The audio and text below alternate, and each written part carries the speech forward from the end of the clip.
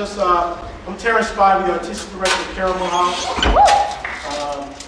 Before we start, this is a wonderful occasion today. I was able to see a wonderful production, Mr. Maurice Hines and the Manzuri Brothers. Manzuri Brothers, right? It's fantastic, fantastic performance.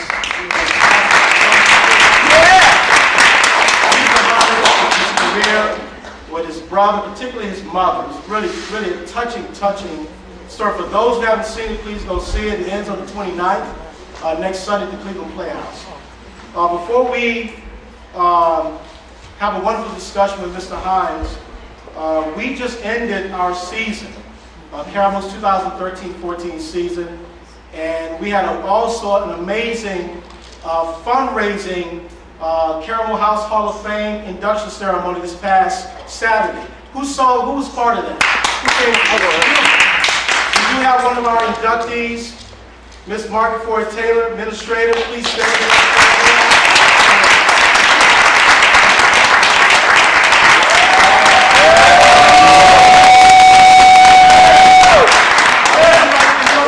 He's in the house from last night, the inductees. Rest me, don't beat me up this one.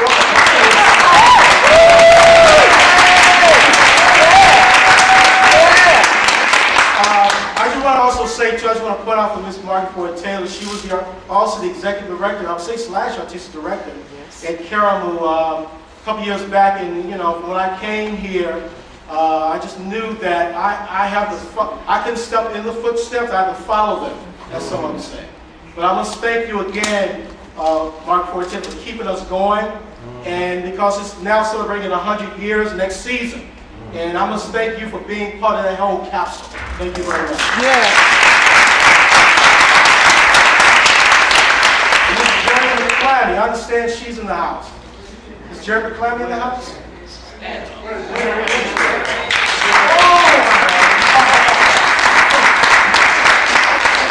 Jerry McClammy, this is so beautiful here today. Beautiful moment. Jerry McClammy is the one that brought me to Karamu House. All right. She brought me to Karamu. I didn't expect to write. I didn't have a speech written down. This is impromptu right here. 2002. I remember sending an email out to Karamu asking about Karamu and Ron O'Neill. I haven't forgotten. Asked about Ron O'Neill and Robert Guillaume. And I kept sending emails to them, and someone responded, "Who is this guy?" You know. And I responded, and I sent an email to them. They asked for my headshot. I said, "Oh, well, they bring me in to be an actor." And then she asked me to come in, and she brought me in as guest director for a Little Tommy Parker celebrated colored minstrel show, Carlisle's Brown's Piece. I'll never forget, it was January 20th, 2003. It was MLK Day. And I remember the day when the gentleman, Doug Warnke, who was the production manager, picked me up from Atran. He brought me here, and we walked. They met me in the lobby, open arms. Met me in the lobby. I had a cowboy hat on. I'm from Texas, even though I live in New York, I had this Texas cowboy hat on. And I remember, I don't know if she remembered, the back bill of my hat hit the mask, the African mask on the wall that broke. Oh. I don't know if she remembers that. And the interesting thing is that they picked it up all excited, like, is that, oh, everything is okay. Is that the first time? It's okay, everything's okay, everything's okay. And I assume everything is okay. Those things are still moving, I'm still here. Yeah, I know that's right, yeah. That's right. But I would also like to thank, I see Miss Ragland there. She was also part of the administration with Miss Jerry McClammy. And thank you also for we also have Mr. Dick Perry here. Please stand, Mr. Dick Perry.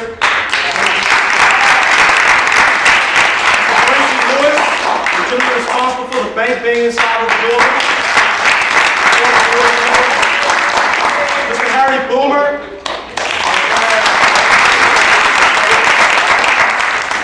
And I would also like to just, before we bring him up, I'd like to talk about our season coming up next season.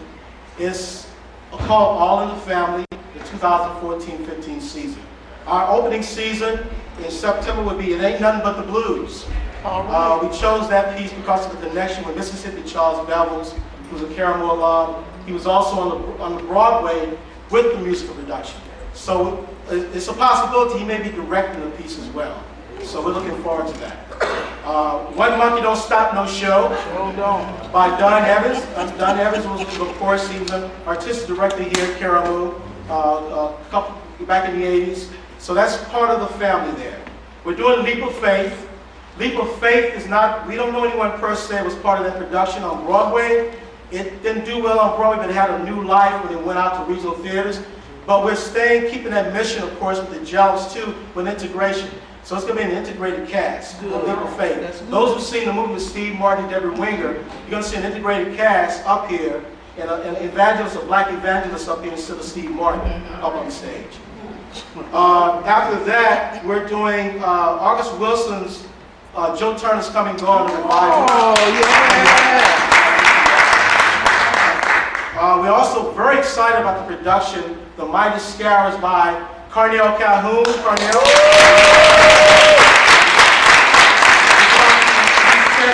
High school championship teams. He had a workshop production at Obama in 2012. We're going to have a full production here at Karamu House this spring. And also we're closing the season with the Wiz. Closing the season with the Wiz. That was from my heart in a way too, because of Gilbert Moses, who was a Karamu alum. He was actually the actual first director for that show when it toured different productions when it hit Broadway, before Geoffrey Holden took over. But Gilbert Moses was the director before that, so that's kind of a salute to him, the Wiz. We haven't really ended the season yet. We opened July 19th, 20th. We're doing a production, a new program called Classics in the Lot, out in the parking lot there, and it's called Romeo and Juliet, an African Story. And it's going to be directed by none other than our playwright in residence, Mr. Michael Oakland back there.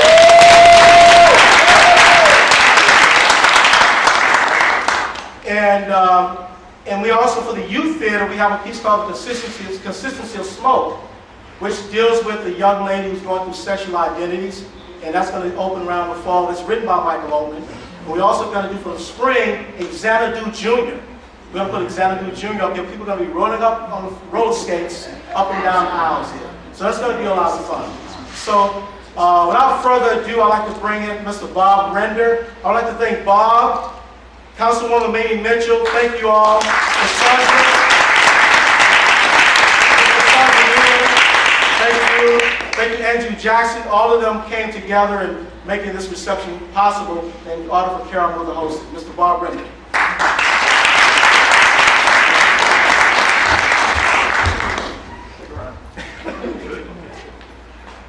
Greetings, everybody. About 10 years ago, I get this call from somebody in New York, and they said, there's this guy named Terrence Spivey coming to Cleveland. Show him around, introduce him to a few folks. And I think it was a resident, what was the title then? You were coming in for Karamu to serve as the resident? Yeah, something like that. Yeah, for about a year, right. Okay. I put him in touch with the calling folks, we started showing him around. And me and Terrence have been doing it out of okay. There's a couple other people we want to thank. Who's in the house? Ruby Terry, former executive director.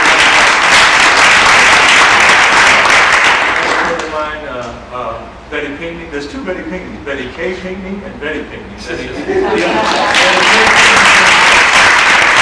And one of the things that Grace said, I called her the other day and said, Grace, thank you for being candid and speaking truth to power. You know, when you have events, you're supposed to always say the right thing, not offend anybody. But she said from the heart what needed to be said about the spirit. You know, we're letting a lot of things get away from us. Yes. Our trends, jazz, the spiritual. Yes. And there's something when we blocked off the street, Mami Mitchell helped us with the Ward 6 Arts and Heritage Celebration, which was preceded by the Arts and Heritage Celebration in Fairfax in 2007. And what preceded that was the African American Heritage and Cultural Celebration at the Historical Society. I said, do you know we have 400 years of history, black history, in one block? Antioch, Olivet, Boyd Funeral Home, and Karamu. And we need to take care of our gyms, just like they take care, the Jews take care of their institution. I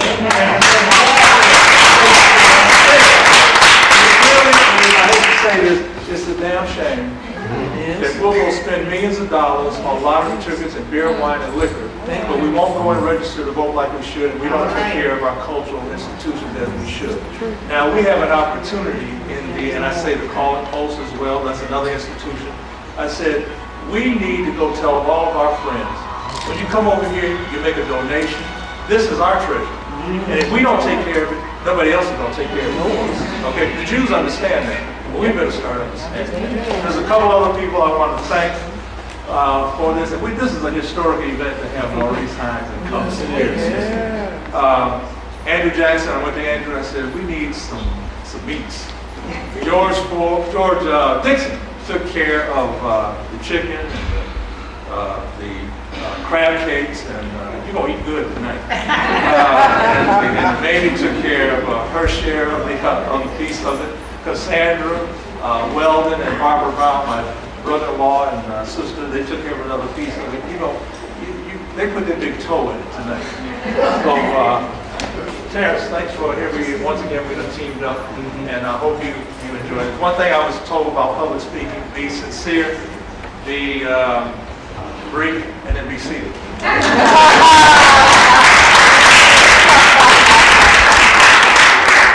We now like to bring up Mr. Cornell Calhoun for a special presentation, and Councilwoman Mami Mitchell. Thank you. All right.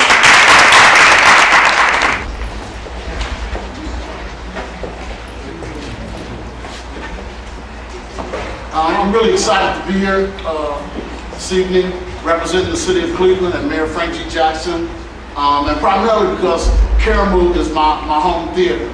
I started here about 24 years ago, and I can't tell you what it's meant to me and really actually changed my life. Margaret Ford Taylor, I have the distinction, my play, Theme for Summer Madness, was the last play she directed at Karamu. And Jerry McClammy was gracious enough to allow me to have my production, the Grand Prix here. And now Terrence has agreed to produce my play, The Mighty Scarabs, next season. So,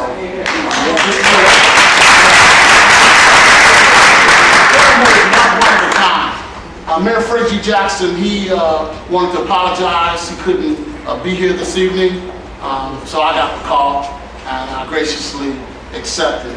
But today, Sunday, June 22nd, 2014, is designated as Maurice Hines Day.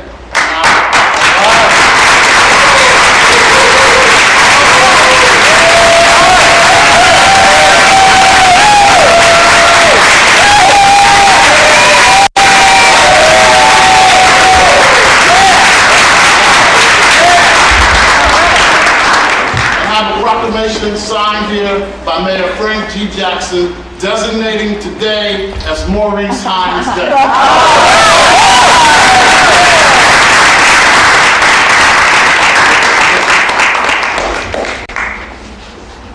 Wait, let me do this.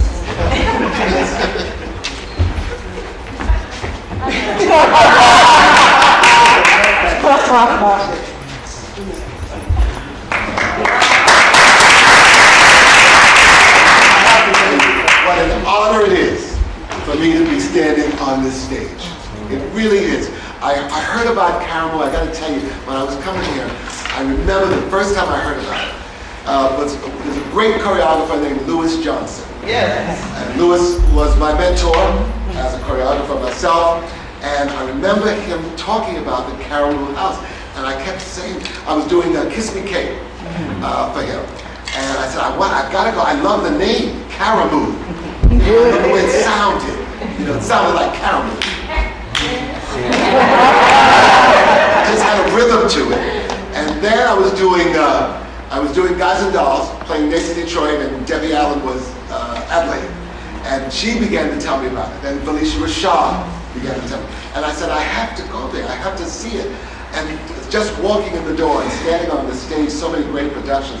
You're so lucky and that you've kept this theater going. And it's when I say it's an honor for me, it makes me want to I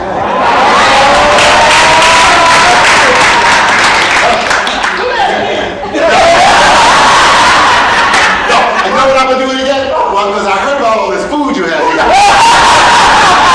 But you didn't mention no peach cobbler. So. Give me some of that, I would do this all.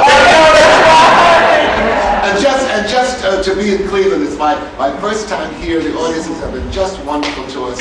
And I was thinking a lot about my brother here because he would have loved to have been here with me. And he is, because if I'm on the stage, he's with me.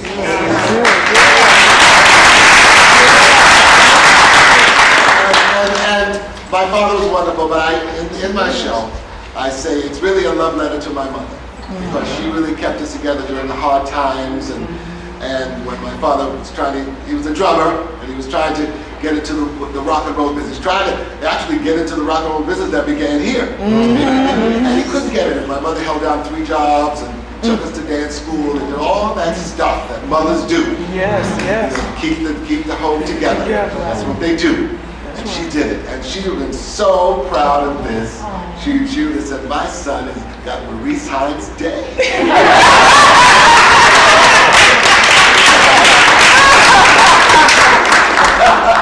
He was so proud. So I'm really, like I said, honored to be here. It brings me back, you know, just when you're young and you first started the business, and I'm 70 years old now, so it's a long time. Looking good though.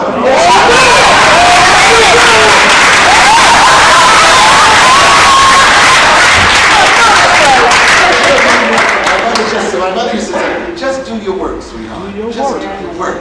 You know, it'll come. It comes slowly sometimes. It comes. But you keep doing your work.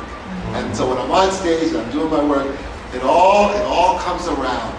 My mother said it all comes around to you. And so when I think about her, and I get emotional about it because she said when it does come, it will come in droves. And this is all part of it. So that's why this is so important for me. And thank you so very much.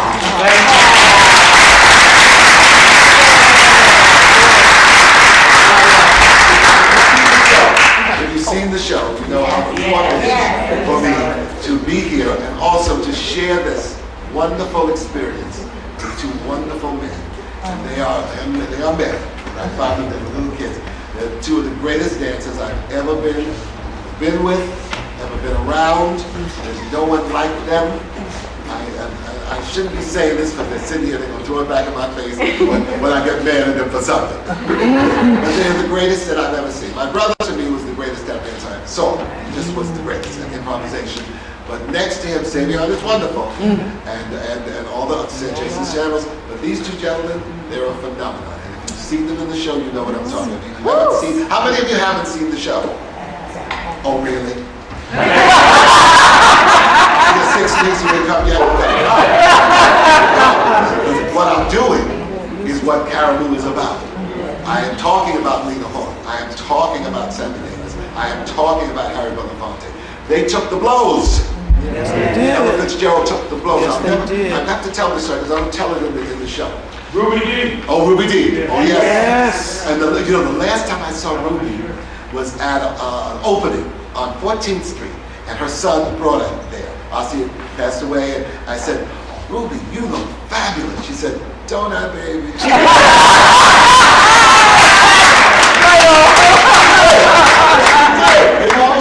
did. But all the people that I talk about in the show, especially Ella Fitzgerald, because Ella took a lot of blows that a lot of people really didn't know about. A lot of hurt feelings, and yet she was still able to get up on that stage and sing the way she did. And she'd have been so proud of it. She was a wonderful woman to me and my brother, and my mother too, and my father. Great, great lady. So those of you who have not seen the show, you must come. We have 1 more week. You must come because I'm really talking about the generation that you knew, the Lena Hornes. And these are people that I tell the young kids, I talk to a lot of young kids when we do talkbacks in the theater. And it amazes me how many of them don't know people like Alpha Waters, don't know them. And I said, well, here you've got the best chance in the world. You have the internet, so you can Google them. Right quick. Which I do. Last night I just Googled a whole thing on Josephine Baker. Forget, just went over there and took over the world. I mean, the world. Think about that. This girl from East St. Louis, all of a sudden she goes over there and becomes this gigantic international star. Before there was the word coined, she became that. And these kids have to know that. So, and somebody was talking to me about the kids walking on the stage and how the audience goes crazy. I said, listen, man, I'm gonna tell you right now. When Harry Belafonte walked on that stage, the women gasped. I was there. I saw the whole audience, and he hadn't sung a note. He just said, hey. They were playing that calypso stuff, and he just said, boom, boom. They went, oh! Talk about everybody you want. Greg and I, we were doing a seminar together. And I hope you don't mind me telling these stories.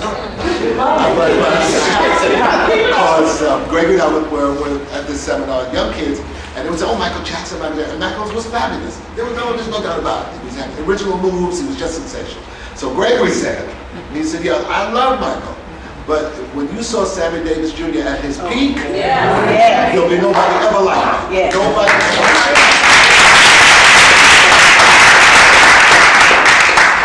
One of my mentors. Oh yes.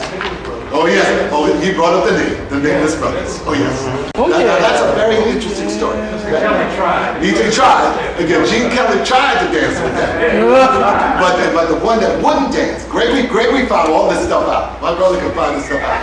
Because I said, well, Gregory, why didn't Fred Astaire dance with them? Because he dressed like with the tails and everything. He said, oh no. Fred told them, I will not dance with you. Because you're just too special. There's nobody like you. I can never do what you do. I do what I do. And that was sad because the Nicholas Brothers should have been in a movie with him. What happened to us in films and stuff that, as you know, we couldn't get a hold on in those days. But you see the movie Stormy Weather, and you see the greatest dance number ever. And I asked Fayard, because Fayard was my idol. Harold was Gregory's. But Fayard was not, because I loved the way he moved his hands. Fayard was just too much. Fayard joined Harold. And I asked him, I said, well, how many takes did you do for the splits down those stairs? He said, one. Did you warm up? What did you do to warm up? He said, warm up. You gotta get up and dance. So, and I, in fact, I'm telling you something. Quick story. My father was great friends with Sarah Vaughan. Right? So I was in Washington, and the voice lady, Sarah Vaughan, and I was sitting in the lobby with her. And she was mad at me because I didn't come see her at Blues Alley, but I was doing a show there, and I was scheduled for the same. So I said, Sarah, what do you do when you and Ella, Carver McCrae, what do you do to warm up? What are your vocal exercises? I said, baby, we don't know vocal exercises. We get on the stage.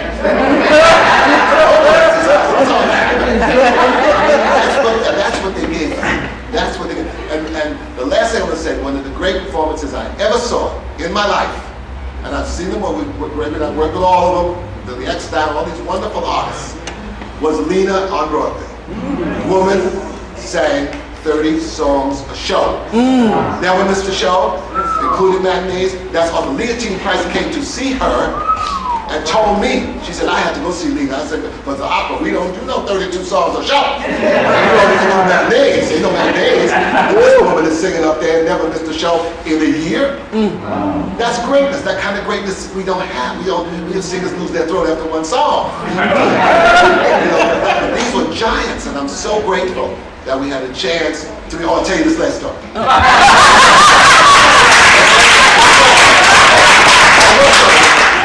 I don't tell this in the show either, but I'm eventually going to put it in because I have to.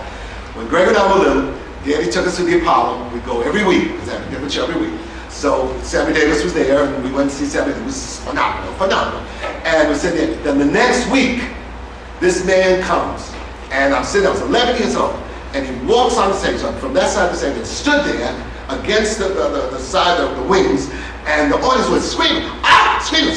And I said, Daddy, why are they screaming? He hasn't done anything yet. He said, son, he don't have to. He's Nat King Cole.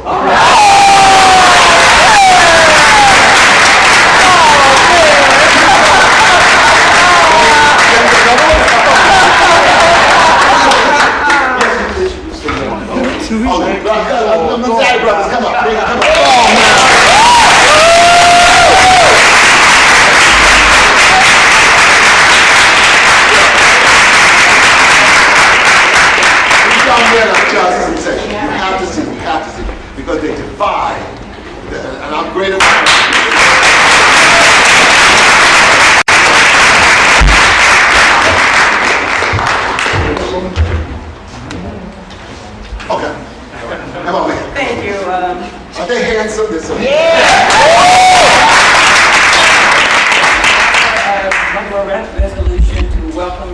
Cleveland. I'm not going to take up too much time because I want to hear some more stories.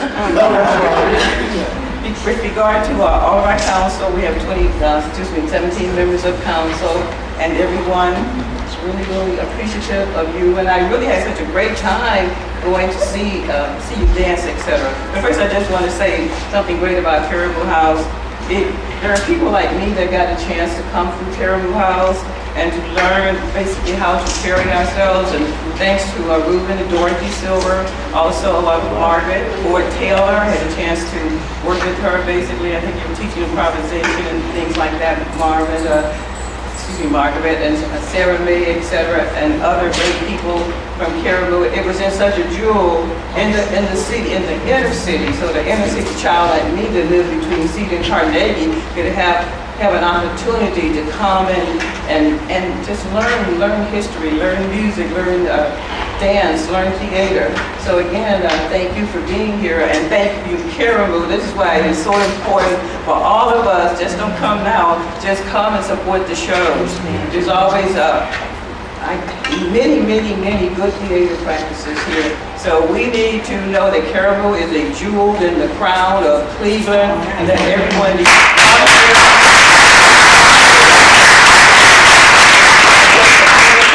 the tickets are reasonable. You can get a good subscription here.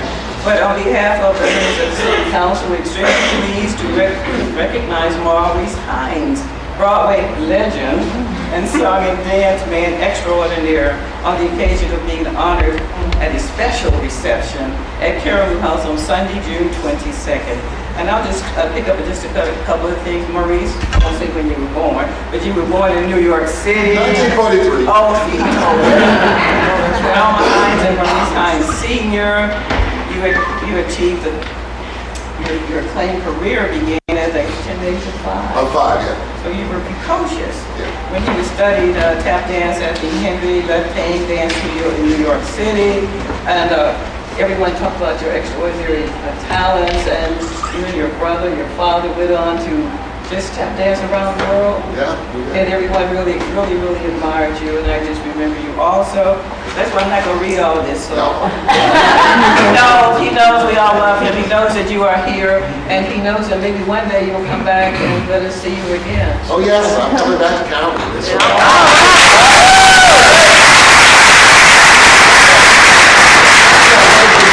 I asked if you did the galas. You know, a lot of regional theaters do galas, and I'd love to be a part of that, or perform at it, or something, and come and bring the Manzuri Brothers back, and we'll come and perform the galas, so people get to know more about the character. You know, I really want to do that. All right. It's a promise that I would definitely do.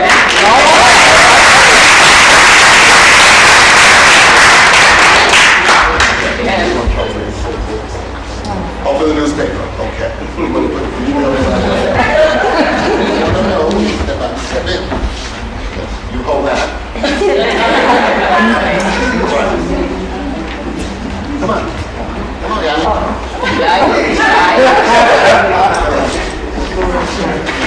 Yeah.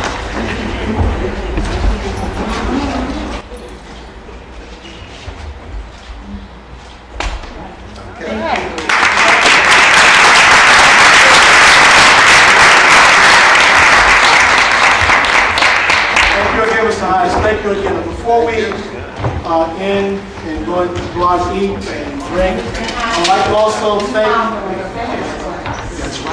Mr. Andrew Jackson is here. Thank you, Andrew. Thank you for the support.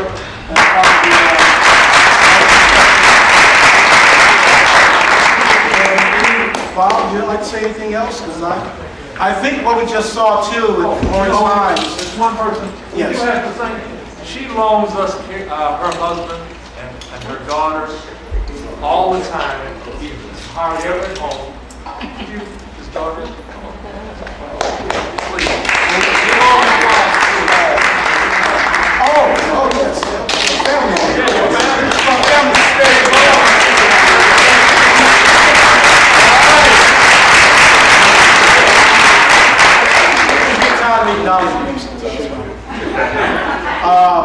But I think what Maurice Hines was just doing here was a sample. Mr. Hines, Yes. Please don't use any of the material there for Playhouse. Use it for Karamu next week.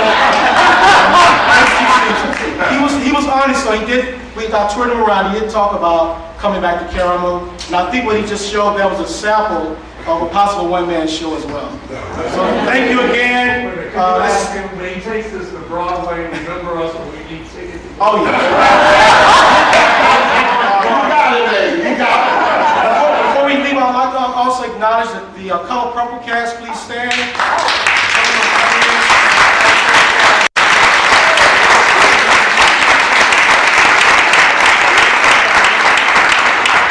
And there's a gentleman, Nehemiah. I like the Nehemiah Spencer. I like to point him out.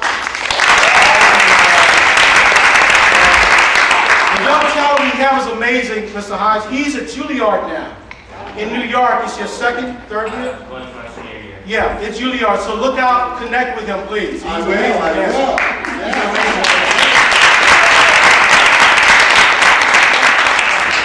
Thank you all for coming and enjoying your reception. See you later.